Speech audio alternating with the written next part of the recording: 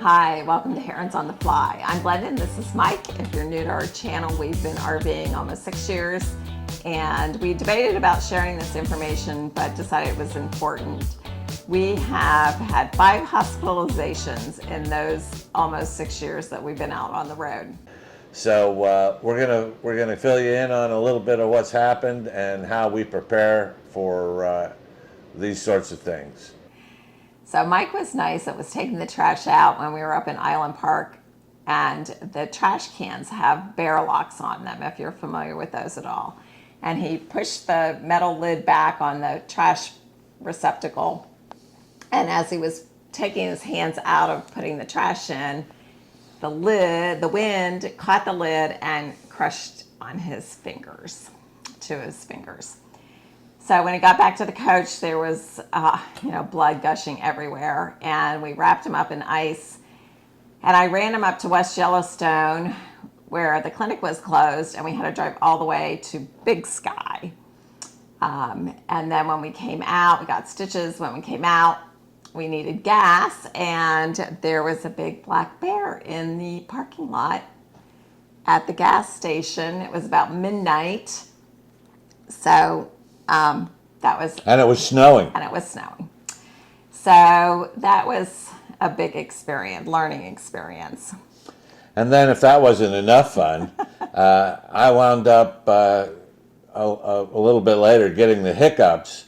Had the hiccups for a week, and we wound up in the hospital with that one, and I wound up with a hair touching my eardrum that was causing the hiccups. Another one of those crazy things that just happens on the road. And of course, it was like 11 o'clock at night. Oh, well, yeah. But I actually had the hiccups for a week, so yeah. It was really bad. I was having trouble breathing, so yeah, it was really bad.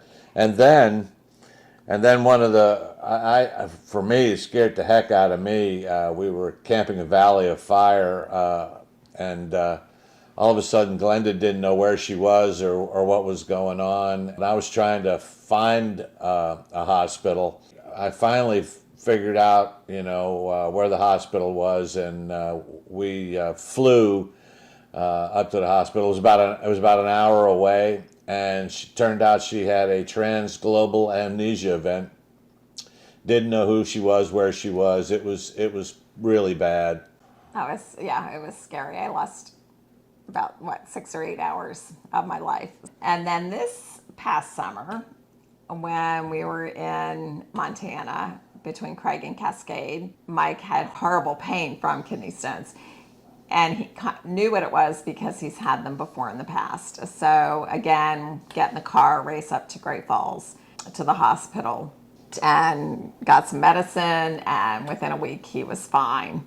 And we could get back out fishing. Yeah, but in the meantime, it was really miserable. Yeah. And if that wasn't enough fun, 2 weeks later, we're getting in the drift boat to go down to Missouri, and I started getting chest pains.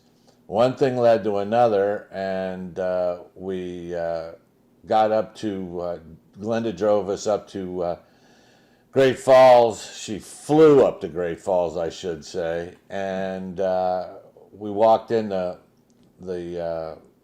front door of the emergency room, and within 15 minutes, I was in surgery, and I was having a really bad heart attack, and was in the hospital for like 5 days. So that was really bad, and you never expect any of these things to happen, but they just do. So we've got some tips and some things to consider, and we hopefully they'll help you out. So if you're traveling with a partner, do both people know how to do everything involved with the RV and the car? If your spouse is the main person that usually takes care of all that, can you disconnect the car? Can you drive the RV? Or is there just one person that drives? Do you know how to unhook all the, systems if you have to move the RV? When Mike had his heart attack, I was concerned that I might have to find a new campsite or move the RV while he was in the hospital because we were going to have to stay an additional month for his, checkups and make sure the medicine was right. And fortunately, I do know all that stuff, but fortunately the campground accommodated us and I didn't have to move the RV. But that's one thing to think about. Do you have a copy of your wills or your do not resuscitate or resuscitate paperwork? And do you have a power of attorney? You need to have copies of all these documents in your RV with you when you travel.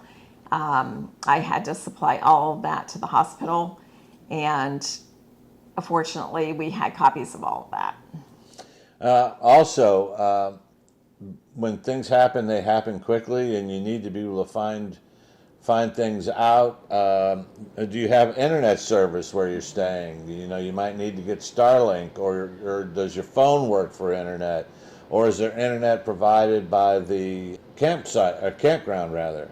Also, when you're dry camping, you need to be able to communicate. And I'm a ham radio operator, so I have ham radio.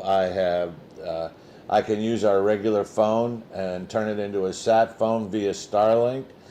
Charging your phone and making sure you keep your phone charged up, whether it's your RV or whether you're doing this in the truck. Make sure you have chargers available, and you can do all those things. When you get to a hospital or a doctor, you need to know what prescriptions you're on or any pre-existing conditions. So I have a photo of every one of our prescriptions on my phone, so that when we pull into the hospital, I have all that dosage information, how many times a day you take it, including any vitamins and anything else that you're taking, because that's important to have, along with any of your primary doctor phone numbers. Always make sure you're carrying your health cards with you. And the other thing is, when I had that heart attack, and when Glenda had her amnesia event, we had to drive an hour. Mm-hmm. So it's really important that you have plenty of gas in your vehicle, whether it's your truck or a car or whatever. So when your vehicle gets down to about a half a tank, make sure you run over and fill it up, and you've got enough fuel to do what you need to do to get where you need to get. And not only that, but when you've got to make that run to the hospital, be calm. Keep your wits about you.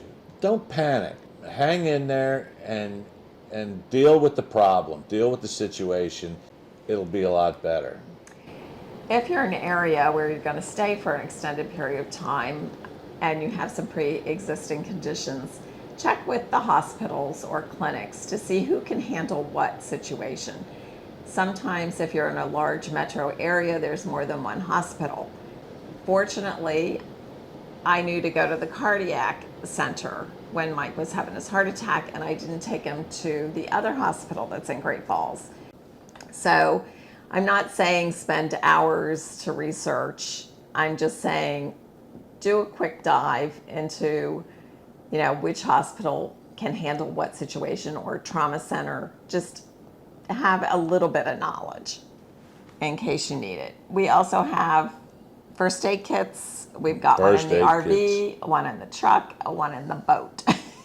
Yeah, and you can go from just the simplest of first aid kits all the way up to trauma kits that have the ability to stop bleeding, have tourniquets in them, and all that. So, being prepared for a lot of different situations is really, really important. And then first class first aid, CPR. You can, the American Red Cross teaches all these things, and if you're going to be out and you're going to be away from everybody, you might want to consider taking those classes. Being prepared for things that happen on the road is really, really important. And we hope that some of our little tips and things will help you out, because, well, things just happen, and they happen awful quick. And if you've got kids, well, that's another thing. They can happen awful quick. So if this has been helpful, if you wouldn't mind, we'd really appreciate it if you shared, and subscribed, because we are herons on the fly.